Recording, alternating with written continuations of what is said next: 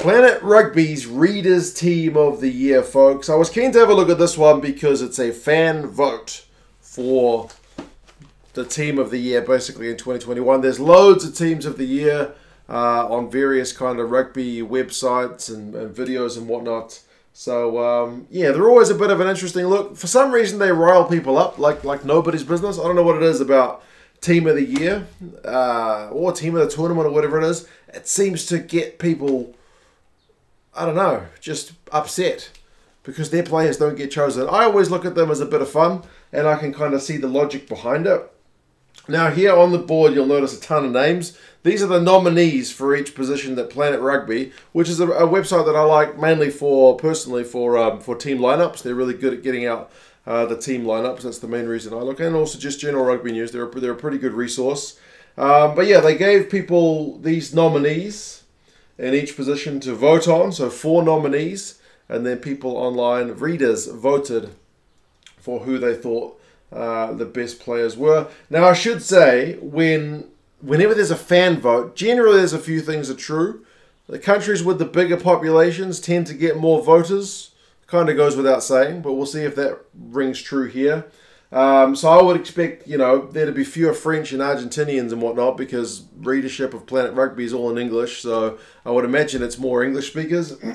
And you'd imagine it's more English and South Africans based on population base compared to the likes of in Australia or in New Zealand. But yeah, we'll kind of have to wait and see if that rings true as well. So here we go. Who did they nominate? Planet Rugby had for Loosehead by Kitsoff, Jones, and Sutherland. And I put the Lions jersey there as well because I feel like most of the players from the Lions countries had to go on the Lions tour to get a nomination, essentially. A lot of players who didn't go on the tour had pretty good years aren't on the board. I think Ringrose might be the only exception. But anyway, who won this vote for Loosehead prop? It was your man, Stephen Kitsoff. And I can live with that, man. I mean, he would have been my pick if you're asking me to pick a Loosehead of the year. Stephen Kitsoff. I mean, I've said it in numerous videos. I think he's the best Loosehead in the world. Bai was the second, Wyn Jones was third, and Sutherland was fourth in terms of the fan voting. And Planet Rugby picked their own, like the journos picked their own team, and they had Kitsoff as their guy as well. So for me, that's a pretty easy one, but I mean, Bai is also very good. Wyn Jones had a cracking start to the year, and Sutherland went on the Lions tour as well. The Scottish scrum has been pretty well powered, so there you go. That was Loosehead. Hooker is an interesting one because you got 4 guys who are all, pretty outstanding in their own right. You've got Marchand from France, Marx from South Africa, Bonambi from South Africa, and Montoya from Argentina. So you basically had to have an M starting your name to get nominated for this one, apparently. And the fans picked Malcolm Marx from South Africa. The journos picked Julia Montoya from Argentina. And to be fair, if I was picking, I probably would have gone with Montoya as well. Marx and Mbonambi are a hell of a combo. Montoya does the majority of it on his own. And for a losing team. But I mean, who's going to complain to have Malcolm Marx as their player of the year? For Hooker, not many. Marchand was second in the vote and only missed out by 2% compared to Malcolm Marx. He got 31, he got 33. Montoya was last in the voting, which I find hard to believe. I think that's, again, low Spanish readership, and Argentina didn't win many games. That's the only thing I can fathom because Montoya was absolutely outstanding. 3, I think this one's pretty clear-cut, and I should say, did I say the journos picked Montoya? Yes, I did. 3, I thought it's pretty clear-cut. And the vote's pretty clear-cut. People went with Tyg Furlong. Although the journos at Planet Rugby went with Tupou. Taniela Tupou. The other guys were Nyakane and Koch. I find it interesting they didn't have Malherbe on the list. I know Malherbe was injured for part of the year, but he still played more time at tight head than Koch or Nyakane. So I should have mentioned at the start of the video, I also find people's minds in a team of the year only go to the more recent teams. Like it's the team of the year now rather than the team of the year actually of the year. Personally, it's just what I find. Like everyone was calling out, oh, Intermac needs to be the 10 for team of the year. Well, the dude played like a quarter of the year and one game at the end at 10. Personally, I find that Not enough to be a 10 of the year, but anyway, he's not even on the board for this one. So Furlong, I thought was kind of clear cut, and the vote was like 64% for Tyke Furlong, so it's pretty dominant. Tupou was second with like 12%. I mean, Tupou is amazing for the Wallabies, but for me, there's only one, and it's Tyke Furlong, and I would have had your man Mal Herber on the board, personally. 4 was Adam Baird, Eben Etzebeth, Maro Toji, and Brody Retallick. Now, interestingly, these guys have made the same mistake I made a wee while back in forgetting that the South Africans number their locks the other way around. So Etzebeth should be down here, and Diaka should be up here. But I mean, some of these guys switch places, so how much it matters, I don't know. But yeah, Etzebeth and Itoje don't play the same side of the scrum generally, for what that's worth. But yeah, like I said, I made that same mistake not too long ago. Etzebeth won the vote, and I'm pretty pleased with that. I mean, Etzebeth, 52% of the vote was pretty dominant all year. Itoje comes in second with that vote. Adam Baird is never going to win that kind of thing because he's a grafter. He does ugly stuff, not necessarily the pretty stuff, so he's not going to, maul defense is not something that most people give a hoot about. So there you go. He was last in the vote, just quietly. He only got single-digit numbers, but so did Brody Retallick, only single digits. 5, they went with Diaka. So it's an all-South African locking duo, ahead of Alan Wynne-Jones, Sam Whitelock, and Willemse from France. Diaka 33%, Whitelock 30%, Alan Wynne-Jones 27%. So kind of a relatively even split between those three compared to Etzebeth, who like absolutely dominated. But I mean, Diaka's been good all year, so pretty chuffed to see him there as well. Blindside, they got Tyke Byrne, Ethan Blackadder, Courtney Laws, and Charles Olivon. Interestingly, it was Laws who got the fan vote for this one. Not by much. Not by much. Laws with 36%, Byrne with 35%. So it was pretty close, and the rest kind of split between the other two guys. So Laws, I mean, I'm a little bit surprised. I'm kind of pleased because I do think Laws is better than people make him out to be. For some reason, a lot of people don't like him. But absolutely defensive powerhouse. So I'm pretty happy with him. Line out dominant as well. But I mean, Tyke Byrne's been phenomenal all year. And does a lot more of the sexy stuff than Courtney Laws does as well. Gets a lot more pilfers and whatnot, which are, great to see. So if you'd picked either one of those guys, I think I'd kind of be happy. But yeah, the readers went with Laws by a hair, pretty close. So far, these picks all match what the journos at Rugby Planet went with. Planet Rugby as well. 7, they had Curry, Hooper, Khaleesi, and Watson. And Khaleesi gets the nod. I thought Hooper might have edged it, to be fair. But Khaleesi, I mean, you're not gonna have anyone disappointed that Khaleesi got it. And the journos picked Khaleesi as well. Khaleesi 32%, Hooper 26%. Maybe that's partly also because Australia finished the year pretty poorly, and South Africa on their tour went pretty well, towards the end of the year. I think if you'd had this vote in the middle of the Rugby Championship, maybe Hooper would have got a few more votes when Australia were on there. Was like 4 or 5 game winning run. That's just my 2 cents. But yeah, Curry and Watson were the last two. I'm a bit disappointed for Hamish Watson being the last in the voting, but he's another guy who got like Player of the Six Nations at the start of the year. And people don't remember that. It's a long time ago. Who else we got? We got 8, which was Aldrich, Conan, Savia, and Valtini. This one went to Savia, and the journos picked Savia as well. 52% of the vote, so he was pretty dominant. Aldrich and Conan split the rest, with Valtini barely getting any votes. I mean, as an All Blacks fan, I'm pretty happy with Savia. We finally get an All Black on the board. He's been a pretty outstanding player all year, hasn't he? So I'm pretty happy with Savia. To be there, because again, even when the All Blacks didn't look great, he managed to look pretty good. So yeah, 52% of the votes, pretty clear cut. Speaking of clear cut voting though, into the backs, Dupont blasts everybody away. Everybody else gets single digit voting. 89% of the votes go to Dupont. So that's how you know you're very good, when yeah, the rest of the guys, Aaron Smith gets 5% of the vote, and he's second. So, yeah, Dupont's been phenomenal all year. According to that, he's the easiest pick. Like, I'm always torn between Tyke Furlong and Antoine Dupont as, like, my first pick for any position, but apparently it's Dupont. because I think Furlong gets 64. He is the second in terms of the highest number of votes for any kind of one position. But Dupont with 89 is even a bit higher. So, yep. 10, interestingly, Barrett, Bigger, Cooper, and Jalibert. So, like I mentioned, there's no Intermark, but he played, I think, 25% of the minutes at 10 for France this year, whereas Jalibert had like 45%. So, I'm kind of happy you'd put Jalibert ahead of Intermark, even if he did have that one phenomenal game against the All Blacks towards the end of the year, which sticks in people's minds.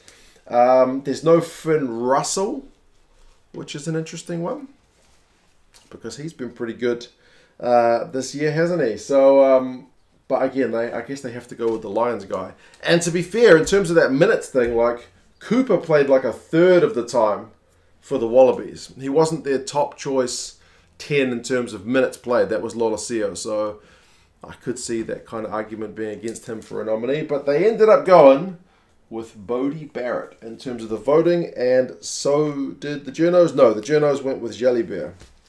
Jordy Barrett gets 46% of the vote. Jalibert gets 30%. Jalibert had a pretty good year. I don't know that he's 16% worse than Jordy Barrett. I think maybe partly that's a lack of French readership there. Bodie was good, but I don't think he was great. Some people in New Zealand would argue he's not even the best 10 in the country, let alone the best kind of 10 of the year. Cooper's impact on the Wallabies was pretty pronounced, but his game time, as I mentioned, was kind of limited to about a third. Bigger, he's not a real sexy 10, so I don't think that's why kind of people would go for him. Plus the Lions lost there too. If the Lions win, and I mean, if Wales have a better end of the year, maybe he gets a better nod, but not to be. So there you go, 10. 11, they had Adams, Corumbete, Mapimpi, and Van der Merwe. And it was Mapimpi that gets the fans' vote. And also the journos nod as well. 44% of the vote for him. He's double the next guy, which is Duan van der Merwe, with 22. So, I mean, Duan's pretty good, but I probably would have picked Mapimpi as well. I mean, Corubete's maybe a little bit underrated there, with only 14%. He's the last of the four. And his impact on the Wallabies is pretty massive. I feel like Planet Rugby's Aussie readership is maybe not that high, because a lot of the Aussie nominees tended to be last in their categories for many of them. But, yeah, Mapimpi, great year. He doesn't get that many opportunities with the ball, but when he gets them, he usually creates something pretty magic. So I can certainly support that one. 12, they had Delende, Henshaw, Fiku, and Karevi. The journos picked Karevi, but he came in last in the fans' vote, and the fans went for Delende. He certainly played a lot more game time than Karevi.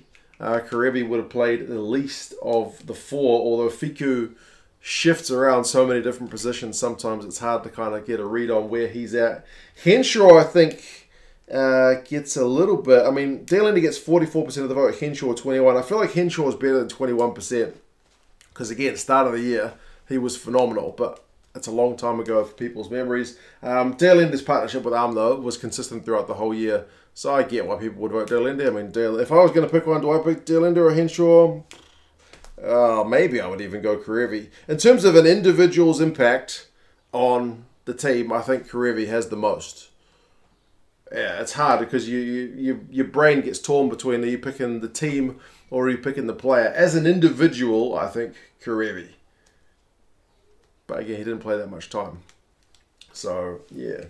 There you go. That's 12. 13, Harris, Ioane, and Ringrose. As I mentioned, I think Ringrose is the only... Oh, and Keenan. The only guys who get nominated from a Lions country that didn't go on the tour. They went with and I don't have any problems with that at all. Has been fantastic all year. Defensive reads, magic ball and hand plays. He's been, as I said, phenomenal. Rico has been offensively fantastic as well, seeing as he's got his pace back. He's been electric on attack. Harris is more known for his defensive shifts. And Ringrose has been, as I said, didn't go on the Lions tour, but he's been pretty solid. Gets 57% of the vote, though, so he dominates everybody else. Nobody else gets near. Harris comes in last. Ioane is second with 18%. So, yeah, it was pretty dominant for Lekanyo probably a more complete player than Harris or Ioane in terms of like all-round game. But there you go. 2 more positions to go. Right wing Jordan is Will Jordan, Andrew Callaway, Damien Penaud, and Lewis Rees-Zammit. They went with the All Black. Will Jordan gets Breakthrough Player of the Year from World Rugby, and that's the same as the journos picked. They picked as well. They picked Jordan with 48% of the vote.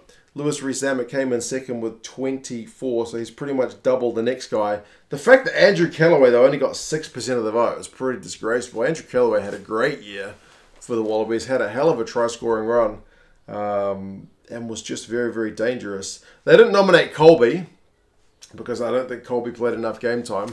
I think he might have played as much as Intermac did. But yeah, he spent much of the year injured. So yeah, he'd be one guy that people would ask a question about, but just not enough game time, I don't think. Yeah, Will Jordan's been fantastic for the All Blacks, though. They seem to look to create something out of nothing, and he's the guy for that at times. When nothing's on, he's one guy who can just spark the attack.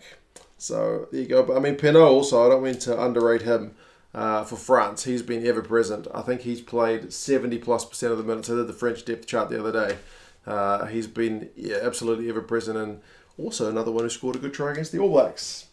Last one, fullback, maybe genuinely, I think, the most competitive of all the positions. Jordy Barrett, Stuart Hogg, Melvin Jaminet, and Hugo Keenan. Who do you reckon they picked?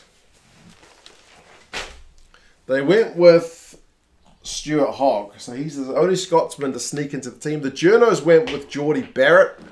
And it was close. It was 34% Hogg, 32% Jordy Barrett, 18% Keenan, and then Jaminet came in last. As a Kiwi, I'm going to go Jordy Barrett all day long. The guy was an absolute bomb diffuser for us at the back. I think we would have been in worse shape if we'd not had him. I think he had really a breakthrough year in terms of his own game. But Hogg is consistently very good. I know didn't he get dropped by Exeter at one point? When he had a bit of a dropsies spell, but I mean, everybody has a bit of that sometime. Keenan has been, speaking of ever present, he's virtually played every minute of the games. I think he came off for 20 minutes at the end of the last game for Ireland. Otherwise, he's played literally every minute. And speaking of a guy who's a bit of a bomb diffuser at the back, he is certainly that. Jaminet as well has had a bit of a breakthrough year, so I probably could have gone with anyone, but as a Kiwi, I'm going to go Jordy Barrett. If you're Irish, you probably say Keenan. If you're French, you probably say Jaminet. If you're other, you probably say Hogg, and maybe that's why Hogg gets the votes. I don't know, but either way, you can't really go wrong with any of those picks. So, yeah, like I mentioned, that's the fan pick. Goodness me, I've gone on 17 minutes on this, but yeah, I think it kind of rings true. You got 8 Springboks, an Irishman, an Englishman, 3 Kiwis, a Frenchman, and a Scot. So have the French been a bit hard done by with only 1 representative, and it's Dupont? Maybe. It's only 6 countries that get represented, and most of them, South Africa, 8 players. That's huge. I mean, I would say, South Africa's forwards especially, their front row has been phenomenal. I guess that's why they get 2 of the 3. And their locks have been phenomenal, so that's why they get both. Like the locking depth in South Africa, even without Snyman, has just been huge. So, yeah, I kind of get that. I think there maybe should be some more French and some more Irish based on the end of the year. The All Blacks get 3, and they're kind of our 3 individually quite brilliant players, although, Bodie might be a question mark. 10 is one that there's not one guy this year seemingly that's absolute bossing it. Freddie Stewart doesn't get a nomination at fullback. I think English fans will be a bit displeased about that because he's come along pretty well. Slade didn't get nominated either in the midfield, but I don't think he would have beaten out by any means. I think Arm's got that pretty much down pat, but yeah, you guys let me know what you reckon. As I said, fan votes are always a bit of an interesting one. I do feel like people's memories are more recent. And I do feel like there's certainly more voters from some countries than others, but it's still a pretty bloody good team, isn't it? Anyway, you guys have any thoughts? And I'll talk to you guys again soon. See you later.